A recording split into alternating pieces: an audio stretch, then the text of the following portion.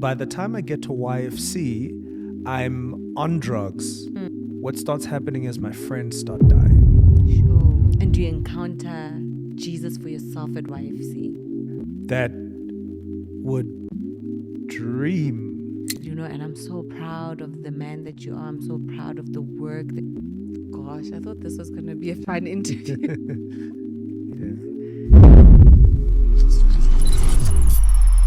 Ladies and gentlemen,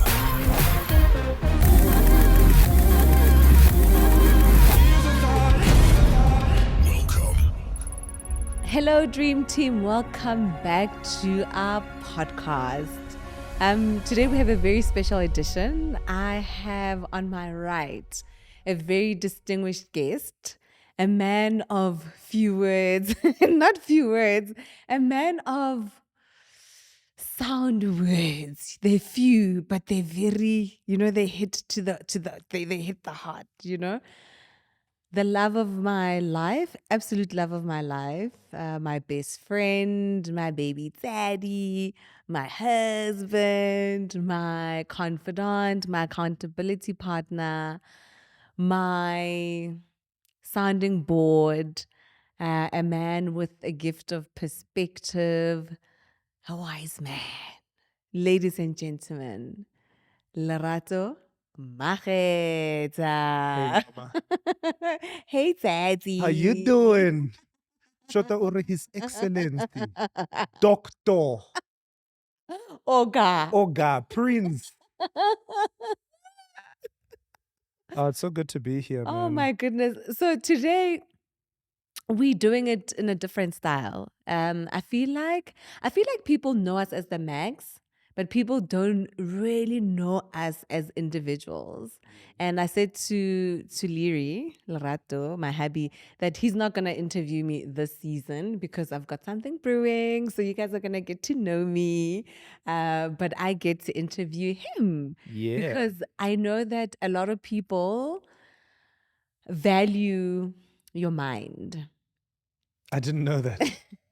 I don't read comments. Guys, baby, That's why. every time we have a conversation, people are like, yeah, Mr. Max, perspective, what he said. So That's very humbling. That's very humbling. And thank you to everybody that cares to listen to yeah. anything I have to say on any given day. I'm so grateful that that I've had to work through so many things in my life that I had to have a great perspective, Yeah. kind of change my mind and look at situations that were unfavorable to me Yeah. and just be like, well, I'm allowed to change my mind about that. Yeah, and yeah. Look for a silver lining in every situation. So Yeah. yeah, I'm grateful. I'm grateful. So born in Baragwana, Yes. Born in Soweto. then born in Soweto, Mm-hmm. and then you moved to Brooklyn. No, New York. New York. And then you come back to Yeovil. Yeah. So you spend most of your childhood in Yeovil. Yeah. What was that like? Yeovil was very interesting. So living in New York was exciting, but it was home. You know what I mean? It was everything that I knew, and what I remember about my childhood was there was a lot of love, there was a lot of excitement, there was a lot of noise. There were three of us when we went. There were four of us when we came back, and I just remember tickles from my dad and playing with my siblings, playing dress up, doing plays. Yeah. Snowmans in the snow. I remember my friends from Bank Street College, which was the school that I went to, that we all went to actually. I remember my friends from there, Kinu and Sarah. I remember the church we went to, Calvary Baptist Church. I remember we lived in a house that used to be a restaurant. I remember you told me. Yeah, it used to be a restaurant, and it was converted into a residential, house. At that time, we always had guests. There was this room downstairs that was always for guests, and I told you that we had Dunokwe living with us, and that was my introduction to music. It's a mum too. Mam Dunogwe. I'm so sorry, Mam Dunogwe. You know, she lived with Yeah, us, yeah. and that was my introduction to music. So coming back to Yeovil, it was a little bit difficult because I wanted to go back home, you To know, New York. which was America at the Sure. time, you know. So I wanted to go back home, and I didn't really understand the concept that no, dad is done studying. Mm. We're here now, and we're here to stay, because we would always come back to visit, Mm. but then we would always go back to New York. Sure. And so now we were just staying, and I was like, what's going on? You know, I want to go Sure. home. So Yeovil was a little bit of a jarring experience in Okay. that I needed to figure out who I was in a foreign land. I'm this guy with a South African name with an American accent, you know, fitting. I'm Sure. black, but my fellow black people are not quite as accepting of me as the white people, so then I kind of gravitate towards that side. And Sure. yeah, so it was just an interesting time. Sure. Do you feel like that gave you sort of a complex? Did you have a bit of an identity crisis? Yeah, absolutely. Sure. Absolutely. Because um, you know, it's you don't fit in anywhere, right? You're accepted by a group of people that don't look like you. You're rejected by people that do look like you. You don't speak like anybody. You you know, so friendship or being part of a group of friends or anything like that becomes um yeah, a contentious subject, you Sure. know. So you find yourself, I found myself just gravitating to that one person, you know, in every circle. So whether it be church, school, Yeovil, you know, different communities that I was a part of, I'd find that one person that kind of felt safe for Sure. me to just be myself. And yeah. Sure, babe. That's very interesting. So, do you find that it's so interesting, guys? Because I'm having this conversation. This is my husband of 14 years, Yeah. together 16 years. But it's so interesting to hear you articulate yourself in this way about your childhood, because we don't sit and go back like memory lane and as often as we should, Yeah. right? Yeah. Yeah. So when you speak about having had that identity crisis, do you feel like then you are a middle child? Then I'm a middle child as well. So does that also bring in that dynamic of trying to find yourself? You don't really belong with the two older siblings and you don't really belong with the two younger siblings. So like I remember like Michael Jackson concert, right? And my older brother's going, my older sister's going. I want to go to the concert, obviously. Now it's like, no, you can't be competing with your older siblings. You know, you're too young. Just stay home. You know, let your older siblings go. When you're younger, I remember my dad used to drive a station wagon, right? Because I'm young, I'm adventurous. I want to sit in the back, you know? And it's like, no, in the back, like in the boot, actually. So Yeah. in the boot, no, that space is for the little kids. Why are you trying to compete with the little kids? Do you understand? So a lot of things like that were happening. And I was just like, man, you know, I definitely had to find my own way, as it Sure. were. Yeah. So you know what I love about finding your own way? I think God is so intentional. I think your story is such we need to make a biopic. Guys, I love my husband so much. I even want to do a biopic. And I love, because what isolation does sometimes is that it creates opportunities that wouldn't have otherwise been created, For sure. right?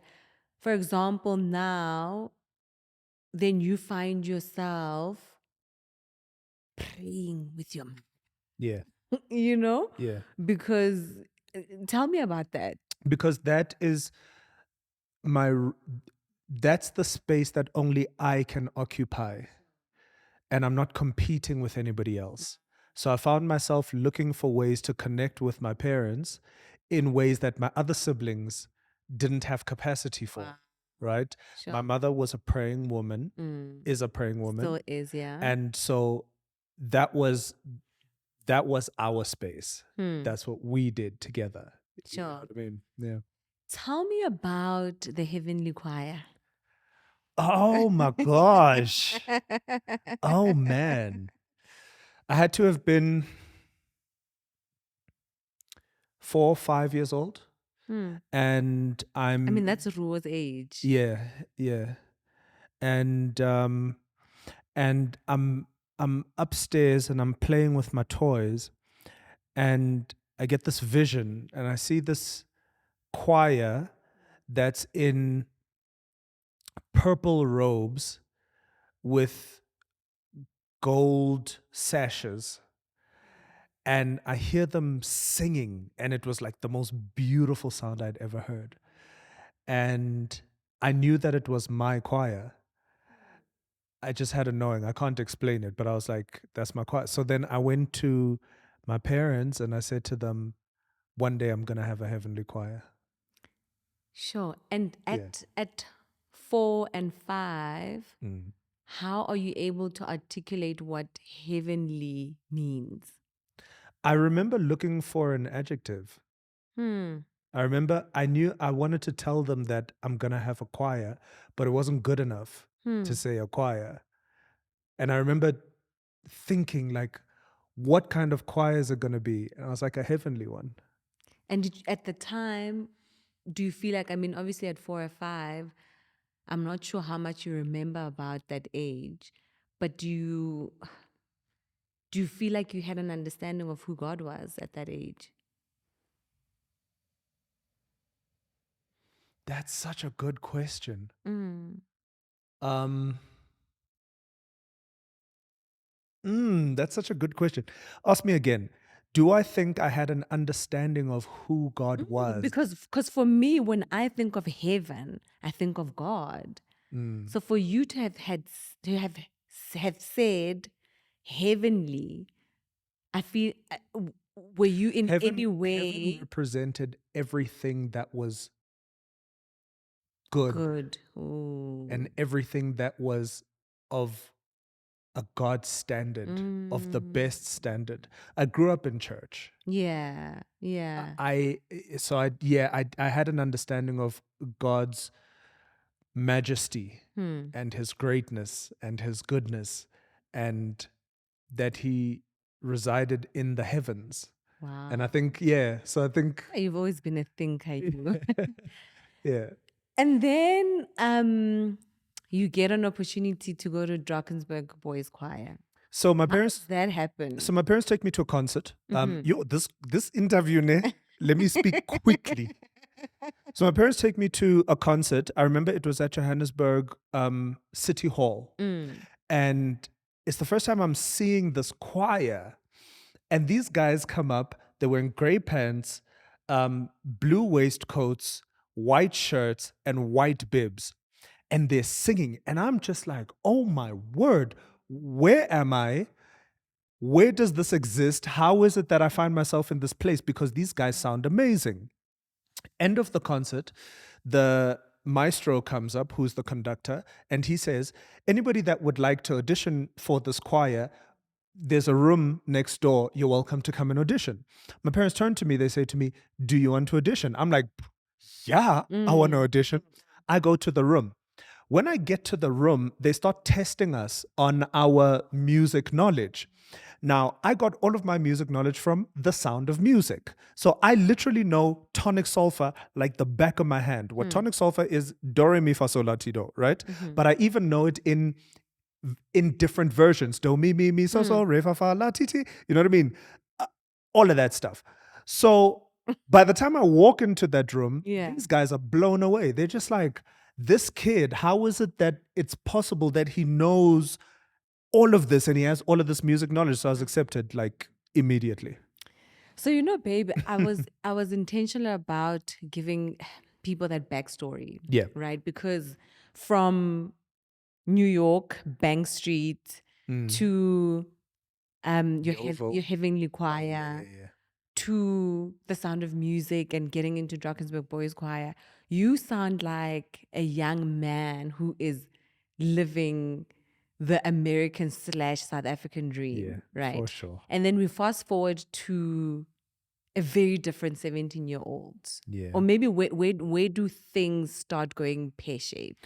Things start going pear-shaped in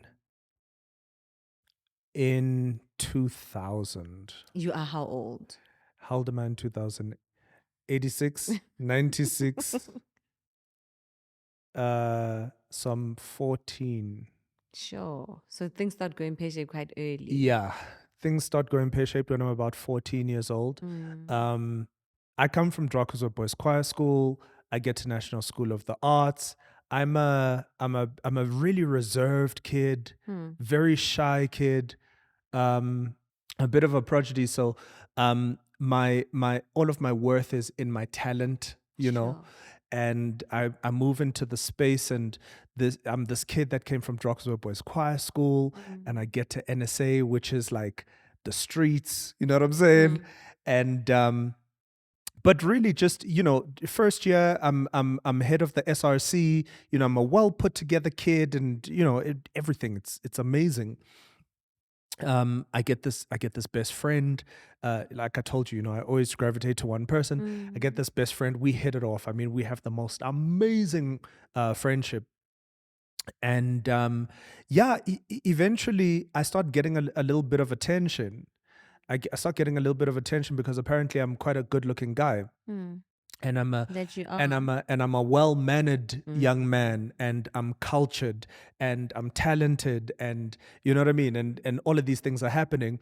I start getting attention from girls, right? And it's like, and it throws me a little bit. I'm just like, yo, what me? Like little old me? What are you know what I mean? What are you talking about? And my focus starts shifting, and I start I recognize that there's something that I was craving for, and then I had a taste of it, and I was like, I want more. Sure. And so that was the beginning of me starting to be a people pleaser. It was the beginning of me really seeking out validation, which is what it was, you know, from people, from friends, from groups, from girls, from guys, from, you know, because suddenly I'm in my grade, I'm the most popular guy in my grade, right? Not knowing at the time that they were people were gravitating to me Yeah. and not anything that I was offering them, right? And it Sure. was just the person that I was. And then when those things started to fade, I panicked. And then I started looking for acceptance. And so those guys that would be at the bottom of the field smoking and whatever, I would be like, yo, can I join you? You know, Sure. things like that. You know what I mean? I started Yeah. hanging out with the wrong crowds because now I started craving validation, acceptance, and belonging, you know, Yeah. which is what we spoke about, which was my takeaway. I told you, you know, with those guys, to be like, belonging is such a drug, you know, sometimes that it really can lead you astray. Yeah. So then you have your first drink at what age? Oh man. So my first drink I had before I even got to NSA. My first drink I had to have had at maybe 12. Do your parents know this? No, it was at So they're about to find out. it was at their anniversary. My parents had an anniversary celebration in Soweto at Uncle Tom's Hall. And and my brother, you know, he smuggled some of the alcohol, you know, and he was like, yo, come, you know, Yeah. come taste this or whatever.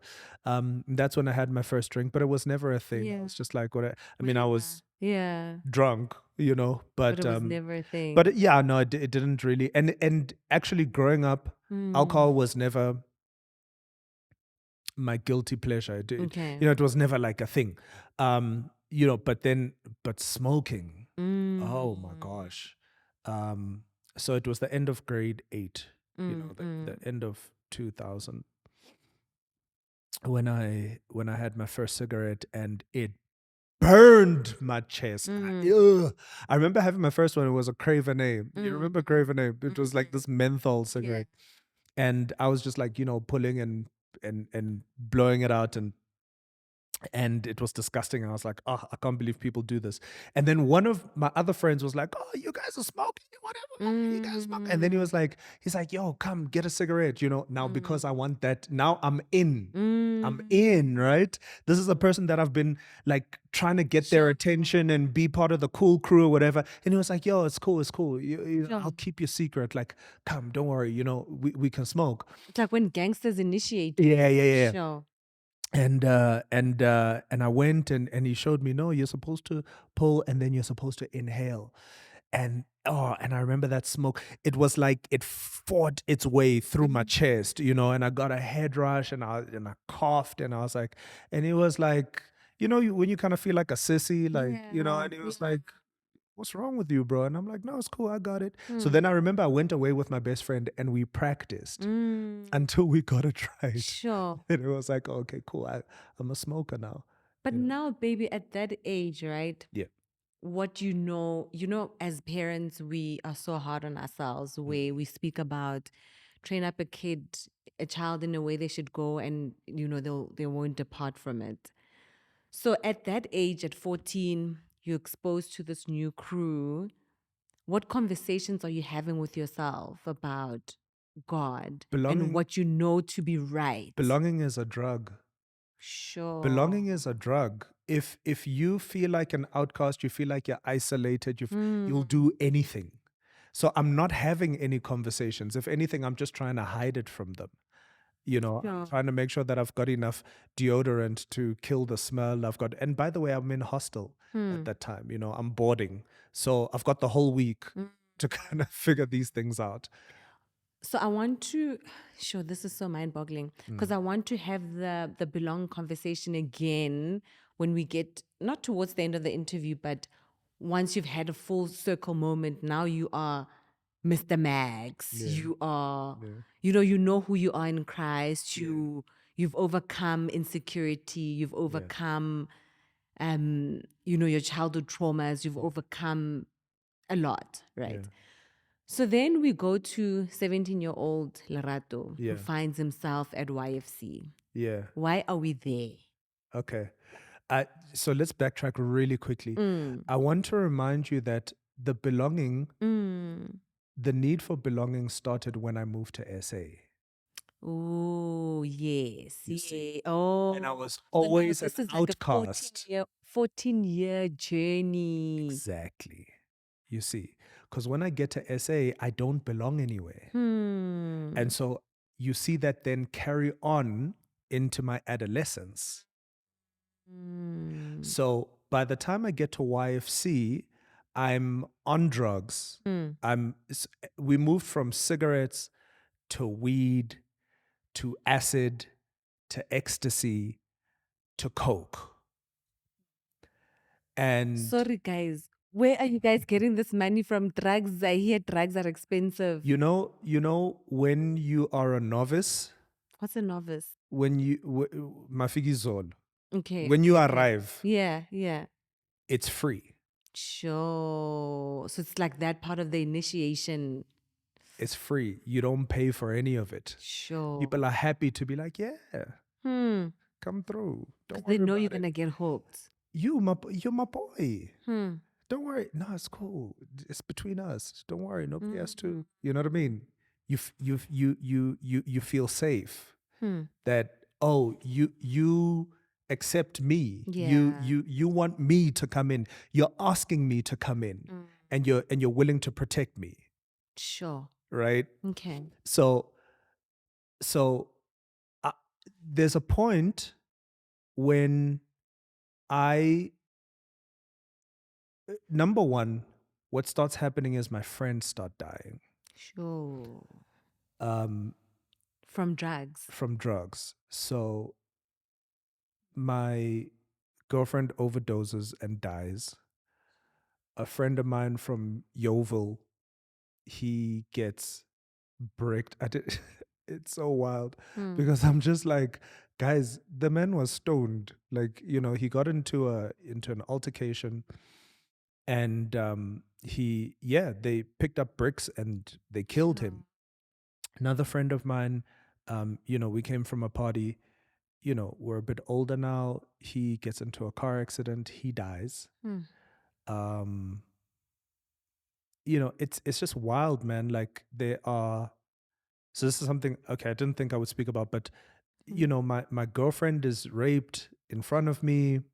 I'm just like in wild situations, and I started to feel like I'm next. I had this knowing. I was like, if I don't change my life right now, I'm next. Like my life is done.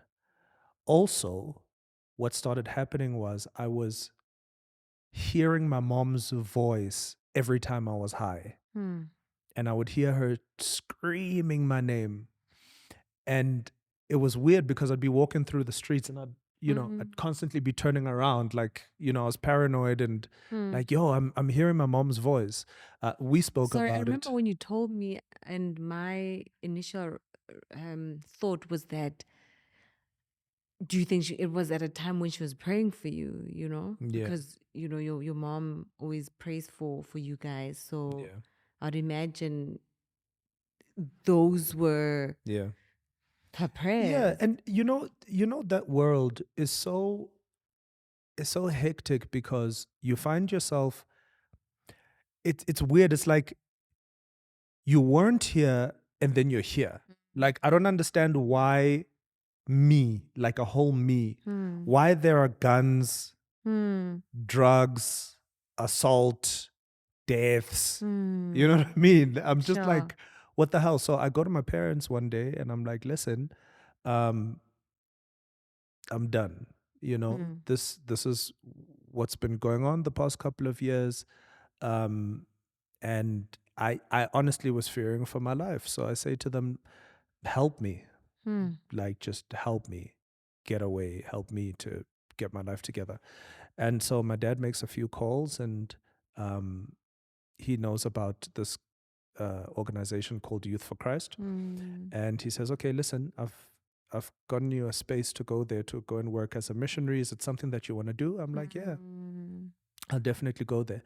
And that's how I ended up spending a year in Cape Town as a missionary. Sure. Very interesting life, yeah. Ooh, babe. I mean, I've heard you speak about this before, but I think it's been a while since we spoke about this, So obviously you decide that, okay, you want to turn your life around. At that time, do you have an intimate relationship with Christ? Or are you still riding on? Because sometimes when you are born in the church, you think that you inherit salvation. At that time, do you know God for yourself? Have you received Christ for yourself? Or, you're just a church boy, because you grew up in the church. I mean, I know the truth, but I don't live the truth. Sure. At that point, I know the truth. And do you encounter Jesus for yourself at YFC? Oh, yeah. Yeah. There's something about the presence of God. Oof. There's something about the presence of God that forces you to change. And that's why the presence of God is so important, because it doesn't matter how much it doesn't matter how many works I did to try to come closer to God. It was about just being in his presence. And when I say in his presence, we were going to communities that, I remember there was a point where we went to Mpumalanga, and this was life-changing for me. So we went there and we were building a community center for this. There was nothing there. We built a community center. And when I say we built a community center, we built it brick by brick. I was mixing cement and carrying bricks and, building the structure by day. By night, there was a huge marquee next to where we were building, and it was Doctors Without Borders, and they were giving people medical attention. By night, that marquee then became, what do you call it? Anyway, we used to have night services, and I'd be playing the keyboard and, and leading worship, and people coming to Christ and whatever. That's what I'm talking about in his presence. In his presence is when you're serving people, when you're praying with people, when you're helping people, you're in his presence. Sure. Now, for a year solid, this is what I'm doing. I'm ministering to people. I'm telling them about the love of God. I'm serving. Sure. I'm in his presence. There's no way you can't encounter God, So then do you feel like I'm asking you this question, but I feel like I know the answer to it. For as long as I've known you, you literally have a heart of service. Even when you were wayward. I think when I met you, you were in the church, but your body was in the world. Yeah, yeah, you yeah, know? yeah. Or no, your body was in the church, but your soul was Yeah. in the world, right? And but you were serving, and you would serve diligently. You would go play at a gig. You would be drank the night before and still go to church Yeah. and serve, which we're not encouraging, but we are being honest and truthful. And do you feel like you always knew that you needed the presence of God in your life, and you serving was as a result of holding on to that? I knew that I was dead outside of Christ, and that was the only thing. If I could hold on to anything, it was service. Even in my waywardness, I needed to hold on to something because I remembered where I was, and I was like, I was dead. I was dead. So I need to hold on to something. And I always had this awareness that I would make my way back. It's that battle, man. It's that battle. It's the flesh, Yeah. it's the constant battle of the flesh and the spirit, and and they're at war with each other. So coming out of YFC, yes, I started playing with bands, and I was traveling, and I was, you know what I mean, and I was living my life, but it's like I always knew the truth, but I knew it in a different way now. I didn't know it like the first time I was on drugs. I knew it in a way that this is a lifeline, and it almost gave me license to continue coming to God and being like, Lord, I know, Sure. I know, but And I'm broken. yeah, yeah. In your coming back and going back, coming back, going back, are you battling shame, of, okay, Paul speaks about, I'm paraphrasing, but when he speaks about, I know what I should be doing, but I'm not doing it, right? Are you The things that I battling? ought to do, I do not. Yeah. Are you battling where are you? Are you convicted every time you go back to serving and then going back to your old life? Or is there condemnation? Where are Definitely you condemnation, not conviction. every time? So you're beating yourself up. Yeah. And I got comfortable with beating myself up because beating myself up meant that I still, it meant that the truth was still alive. Hmm. Does that make sense? Mm. So I got comfortable in beating myself up. I got comfortable with being hard on myself. I got comfortable with never being good enough. I got comfortable with, you know, lashing myself. And you can get comfortable in it where it's just normal. It's normal, and it's condemnation. It's not conviction. And why do you feel you kept going back?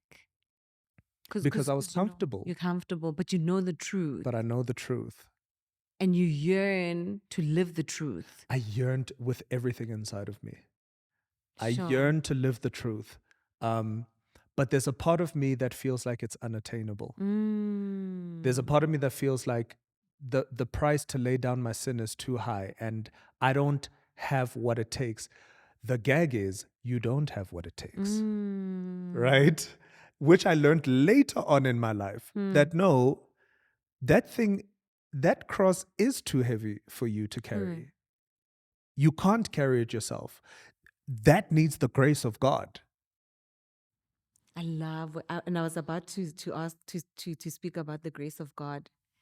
Then do you feel like, you and I, were having this conversation the other day, and I'm not sure if you want to go there now, but where we speak about when you get to a place where you don't think that you deserve good things in life, right? So did you feel like you're not deserving of the grace? Fully. Really, babe? Fully. Sure. I know that today. Sure. And it's something that I'm still working on. Remember, I told you, I was like, it's this idea that you need to forgive yourself and you need to know that you are worthy of God's love. You are worthy of good things. You are enough. You are talented. You are that kid.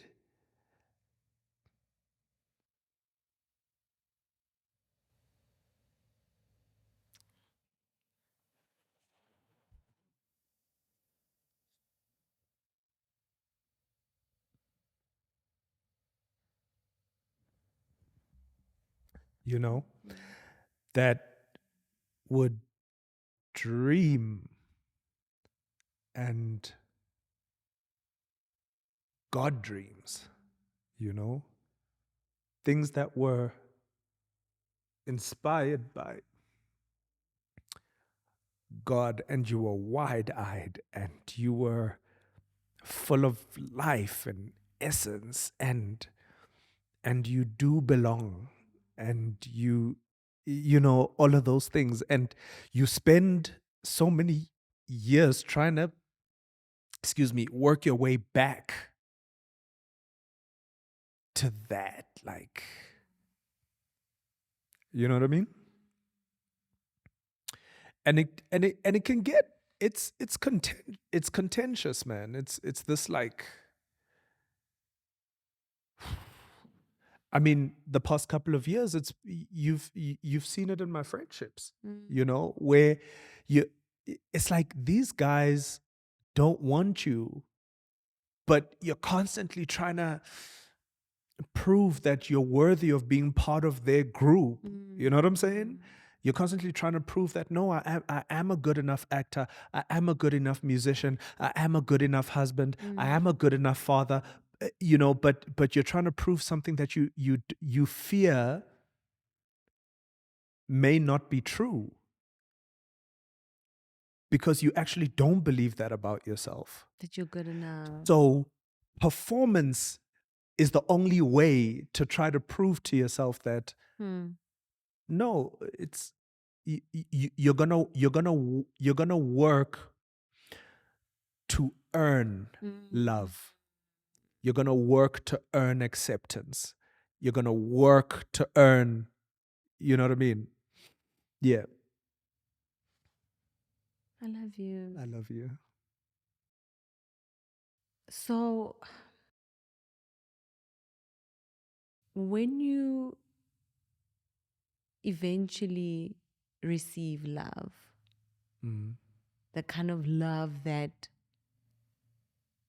deep down you know you deserve, you know, but you're still grappling with the I'm not good enough.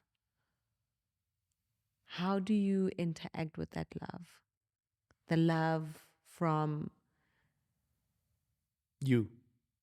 me, but let me even say the love from your children, because that kind of love is so unconditional that my love for you as married couples, sometimes it's, you know, It's got terms and it's got conditions. terms and conditions, you know, but the love of children, you don't have to perform for your children. You know, for me, it could potentially be a situation where when we met, now I feel like, you know, we're settled, you're settled, you know, you've grown, you know, and I'm so proud of the man that you are. I'm so proud of the work that you've done, the work that you continue to do. I mean, you are literally my rock star, you know, you're my rock, you know.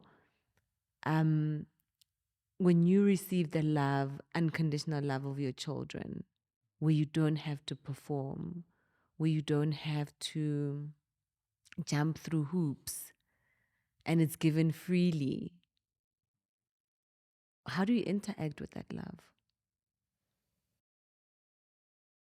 The thing about it is, you can't put, a man can't be divided within himself.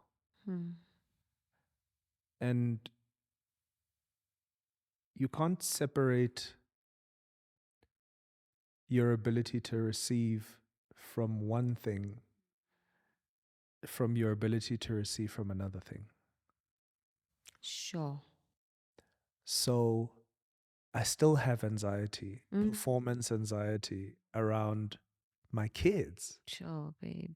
where I'm going, am I doing this right? Like, are you guys good? Are we, one, I would hate for my kids to be upset with me, like for any reason. I don't mind disciplining them and what I'm talking about a real like I hurt them. You know what I mean? Oh man, like that would destroy me, And trying to find that balance between, is that healthy? Or do you still need to keep doing the work? I say this because, and it's important that I say this because I've determined to live a very honest life. And I want to be honest with myself about where I'm at about certain things. You may find that I'm much further down the road than I might actually, in actuality, be much further down the road than I think I am.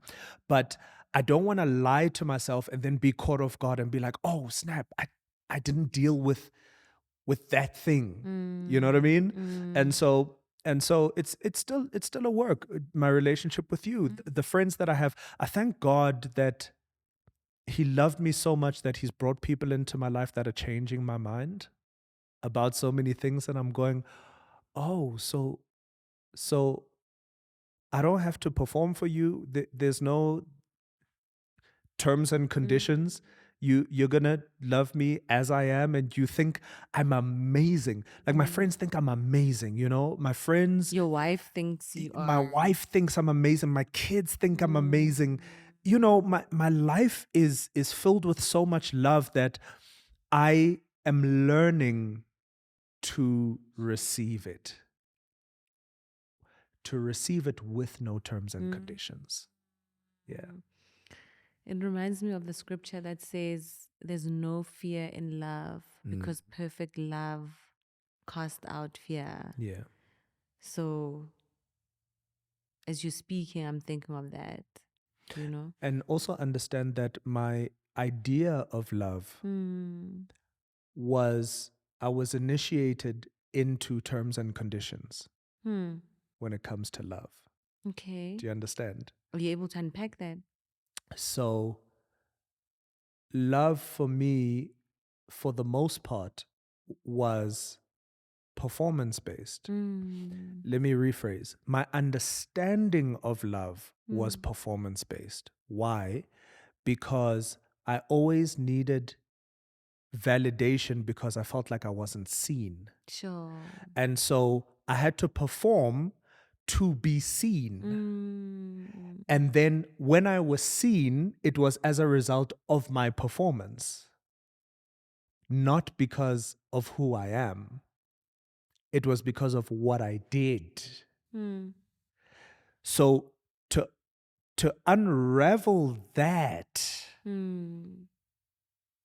when that was your childhood, no fault against my parents, by the way.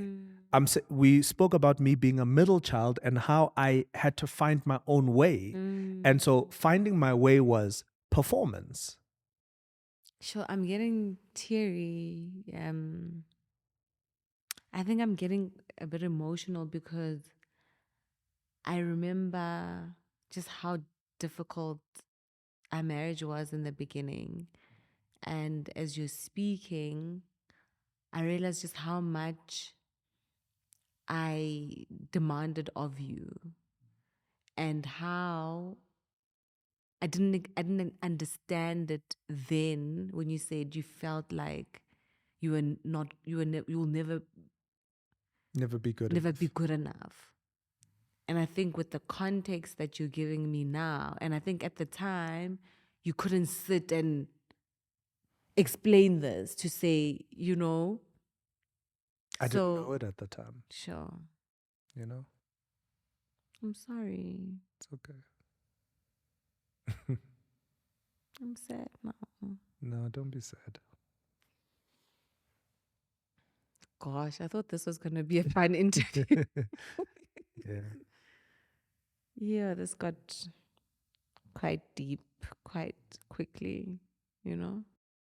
Look, I think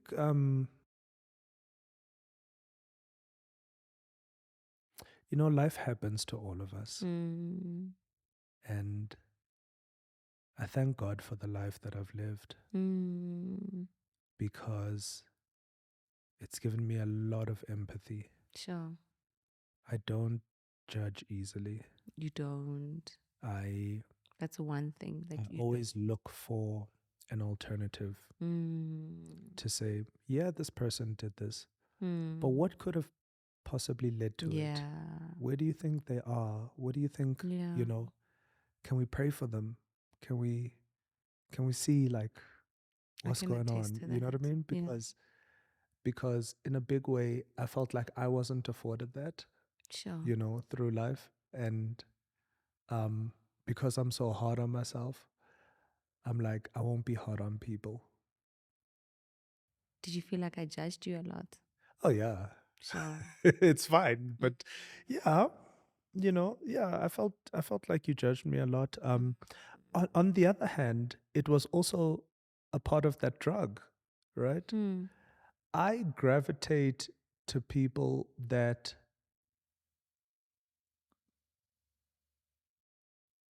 judge me in a Oh, weird way. okay. Because what you're Sorry, doing baby. Do you is feel like people that judge you or people that hold you to a high standard? now you see what's the difference. The difference is in how you receive it. Yeah. So I receive it as judgment. Sure. You mean it by holding me to a high standard.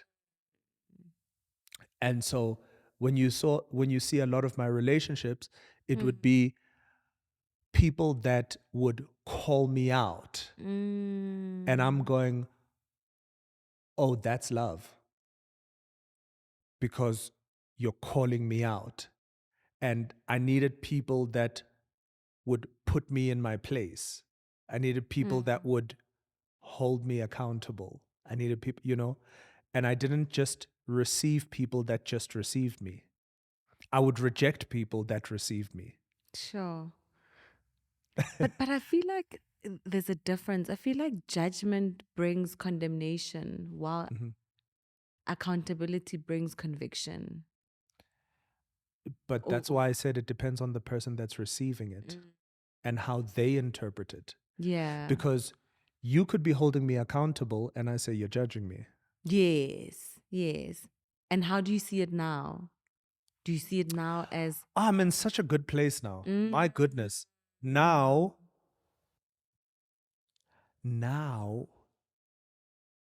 I know who I am. yeah. And it doesn't matter. So how you meant it is immaterial. I'm not moved either way. I don't have to unpack what you might have meant and what heart did you say this with.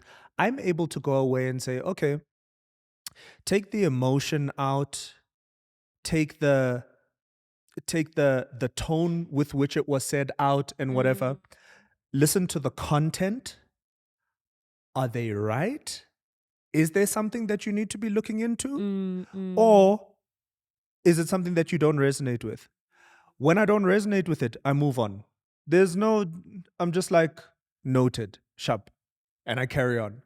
If there's something that I need to go away and really work on, then I go, yeah, but he's right. Yeah, but she's right. It's not about how they said it. It's did they tell you the truth? And is it something that even like you're just like, yeah. And then, So I've taken my power back. I was about to say, what I'm hearing is that when you know yourself, when you are healed, you are less defensive and more open to correction, because then it doesn't feel like an attack. Do you know what it is? I've made up my mind to love people. I can attest because to it's that. not about I me. can attest to that. And I've whatever seen you're it. going through, I'm going to love you through it. Because if you're saying something to me that is not characteristic of who I am, you've got a problem, ma'am. And I'm going to love you through your problem. Leary. Do you know what I mean? How do you arrive at that point? War. I've been at war with myself for so long, I got tired. And I But- wasn't going to give anybody permission to volunteer me into a war that I didn't sign up for.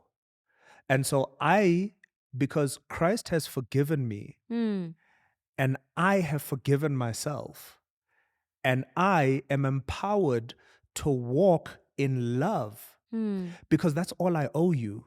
I don't owe you anything else. I owe you love. So I'm going to love you. And the more I realized how hurt people, I recognized that, oh, no, this is an area where you're hurt. Now, I'll take the feedback, mm, but let's deal with what's going on in you and why you thought it was appropriate to come at me like this. mm, That's not love. mm, Now, what I'm not going to do is call you out your name. What I'm going to mm, do is have a conversation and be like, I really appreciate what you had to say. I didn't quite appreciate how you said it. mm, Why do you think it is that you said it like that? mm. Right? Baby, guys, I can attest to this. LERATO has been able to love the most difficult people with compassion, with a purity of heart. Kopela intel. I struggle sometimes, Iron sharpens iron. but you do it with so much ease. I've had practice. I've had so much pain. Sure, baby. I've experienced so much pain in my life that I didn't have an alternative. The alternative was to hate the world. Baby, do you think that if we understood each other's pain from the onset, we would be kinder to each other? All you need to Because do. I feel like, sorry, my love, I feel like when we got married, I couldn't have been sensitive to your pain because I wanted my needs met. Mm. I was just like, just sort yourself out. Yeah. Do you know what I mean? Yeah. Do you feel like this is how the world is moving, where we are so Absorbed. and but also I feel like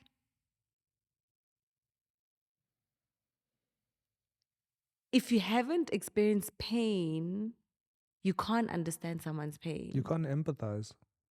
Do you know what I mean? And I feel like I was shielded, quite a bit in my upbringing, and I didn't know pain until I was an adult. Mm. Like now, when you speak about pain, I can see that young boy. I can see that 17-year-old who's on drugs and who's confused.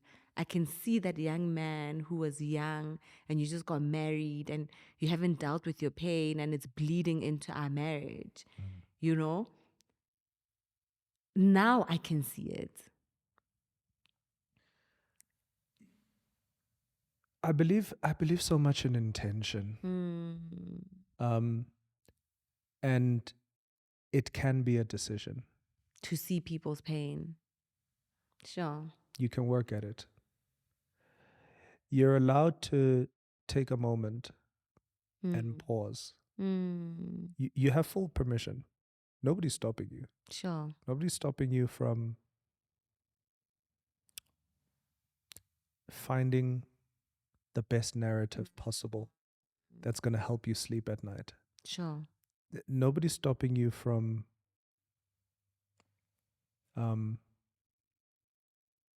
You see, we overemphasize understanding. There are a lot of things that I don't understand, but I don't need to understand them. Yeah. I don't need to understand you to love you, because then it's conditional. Wow.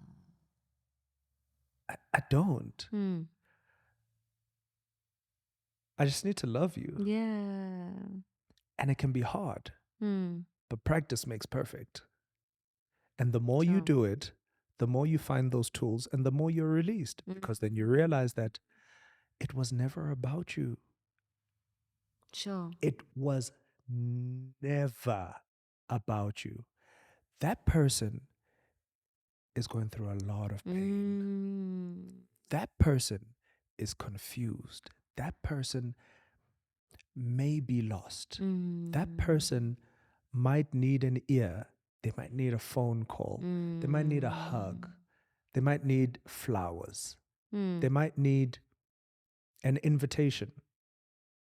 Sure. They might need, we were having this conversation recently, right? Where there was a lady, a friend of a friend who, there may have been some misunderstanding as far as how people move. And I was saying to you, and I was like, yeah, look, I get it. I get why it's uncomfortable. And hey, look, maybe the person is just socially awkward, and they don't quite know how to navigate this. And they're so excited about this new relationship that they're like, yo, I'm gonna do this big thing. And the person's going, weird. I mean, not like that, but you know what I mean? It's just like, socially, it's like, you're doing too much. No, I was that kid that used to do too much. Sure. And I know what it feels like when you're rejected. Sure. And it's like, But you know what I love about God, baby? yeah. And it's something that you like to speak about. How do you explain it again? You always say that you can't change who you are. How do you say it? Gosh, I haven't said that in a long time. What did I used to say? But I never used to agree with you, Yeah. right? But when I met you, I always knew who you were. Do you know what I mean? Which makes my point that you I can't always change knew who. that you are this guy, this LERATO. And I think maybe that's why I always used to fight me. you as well.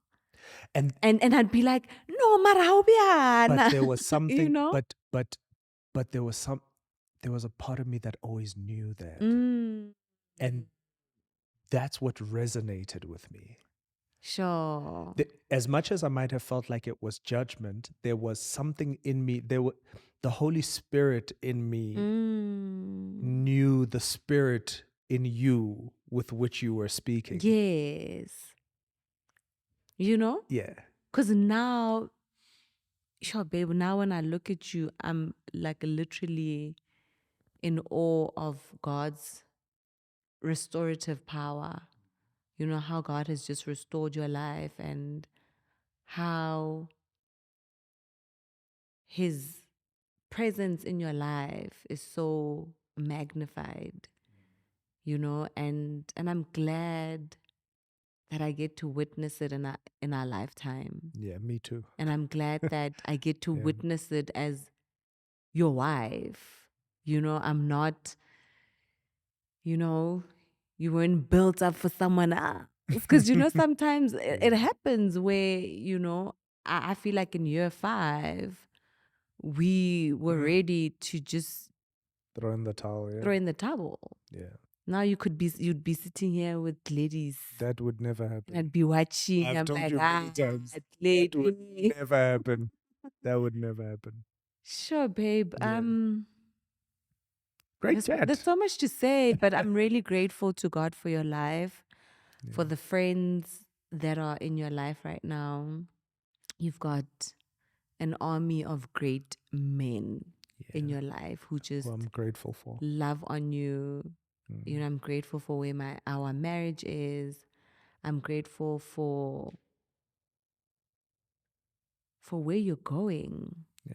I mean, the future is, I feel like we've just scratched the surface. There's just so much to you to unpack. And the future is God's. Oh, I love that. The future is God. Sure. The future is heavenly. Yeah. Heavenly. So, in parting, what do you know now to be true about God? Or what do you know now that you didn't know then about God? It's my favorite subject of late. Yeah. That He's sovereign. Oh, Jesus. Yeah. That's a whole other podcast. Sure. That He's sovereign. That He is holy. He is mighty. He's magnificent. He is the beginning and the end. That He existed before time ever came into existence. That He has existed for all eternity past. Sure. That He is the creator of all things that are. That I am nothing and He's so in love with all of my nothing. Sure. And that He loves me. He really, really, truly loves me. Flaws and all. Sure. He loves me. And I don't have to perform for Him. Wow. I don't. And you don't have to perform for me all Well. the time. Just sometimes. Yeah. Yeah. My love, I love you so much. I adore Thank you, my for the gorgeous. honor of, just, I hope I did No, you you honored, justice. no, you I hope, honored me, my babe. because, It doesn't. I respect you so much. I respect your journey so much. I respect your story so much. And I hope that I did it justice. And because I know you so intimately, right? I hope, Dream Team, that you got to see my slice of heaven. Stop it. And I really hope that you... Sure. It's heavy, ne? This was a lot. Hey, this broom is heavy. This one is. There's a lot going on. Yeah. No, And you're but right, baby. We could speak for 15 hours. I mean, these are the conversations that we have at home, but I think it's different when it comes at you at once. We speak about so many. We could have had the same conversation 3 days ago, but had parts of it. Sure. And not in its entirety, And I'm really glad that we had the conversation, because it's through conversations like these where you really see someone's heart, and I've always said that I see your heart, but I think I've seen a little bit of more of your heart in this conversation today, and thank you for trusting me with your story and your journey. And the journey continues. And I'm so excited. I'm excited for the journey that continues, and I'm excited that I get to journey with my best friend. Oh, baby. Which is my wife. Man. I'm so blessed, man. Yeah. I look at my life now and I get short, guys. Like, sure. I get short. God has given me everything. Yeah. God has given me everything that I never could have asked for. Sure. And so much more. And that, ladies and gentlemen, was another riveting podcast of Here's a Thought with the Max. You know what it is? Please remember to... Wait, Oh. we haven't done this in a long time. Guys, please remember to like, subscribe, comment, share, turn on that notification bell to know every single time we upload a new installment. Thank you so much, my love. I love you. I adore you. You're my best friend. You're so great. You're my And best you friend. did amazingly. Really, today. baby? Oh my gosh. I love you. Can't wait. Baby, Ayi wena. Gutu. Yes, yes. Gutu. Yer. Are we allowed to say yeses? No. Yer. That's even, yer is yer. Ha. Did you know that? Yer I is forgot. yer. I forgot. Yeah. Wow. Cheers, guys. We love you. One time, too real. Oh, yes. Peace and Okay. blessings, people. We out. I love you.